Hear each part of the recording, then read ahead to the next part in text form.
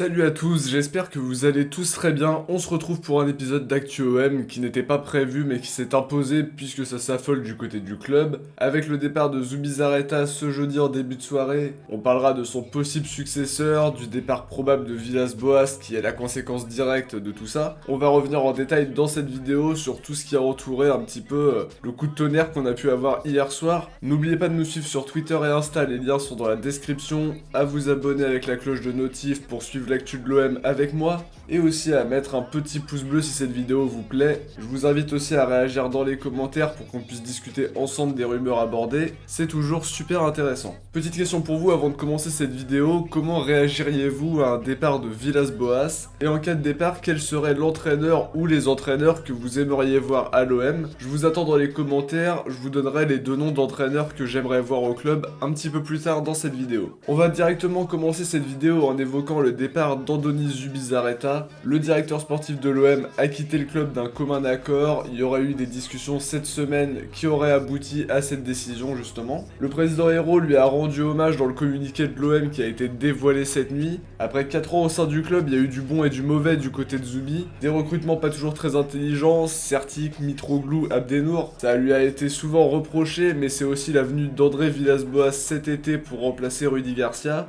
Mais on lui doit aussi le recrutement d'Alvaro, de Rongier, de Tchaeta Tsar, et aussi celui de Benedetto, même si c'était Villas-Boas qui le voulait. Il a réussi à faire un mercato assez cohérent, et je trouve ça assez bizarre de se séparer de lui après un bon mercato d'été dernier, mais ça s'explique à mon avis par le fait que le club a besoin de vendre des joueurs, et que ça n'a pas été fait correctement par Zubi l'été dernier. Dans ce sens, on a aussi eu l'arrivée de Paul Aldridge, chargé des ventes en Angleterre, et l'OM était à la recherche d'un directeur général du football depuis octobre 2019, et Zubizarreta en aurait été informé à ce moment-là. Il quitte donc le club avec son compatriote Albert Valentin, responsable du recrutement qui s'en va aussi. Les deux qui étaient des hommes avec qui Villas-Boas aimait travailler, et ça pourrait être un gros coup de tonnerre pour un départ probable d'André Villas-Boas. La conséquence directe de ce départ, et c'est ce qui crée un peu l'émotion autour de tout ça, c'est donc le fait que Villas-Boas l'a répété, son avenir est lié à celui d'Andoni Zubizarreta. Et en plus de ça, il a rencontré le président Hérault dans le but d'obtenir des garanties qu'il voulait pour rester. Les positions seraient très éloignées encore entre les deux hommes. La Provence parlait déjà à ce moment-là d'un départ probable du technicien portugais, lui qui aimerait avoir une marge de manœuvre sur le mercato, qui veut garder ses meilleurs joueurs. Une info relayée par RMC Sport qui annonce que suite au départ de Zubizarreta, André Villas-Boas a informé le président Hérault de sa volonté de quitter l'OM.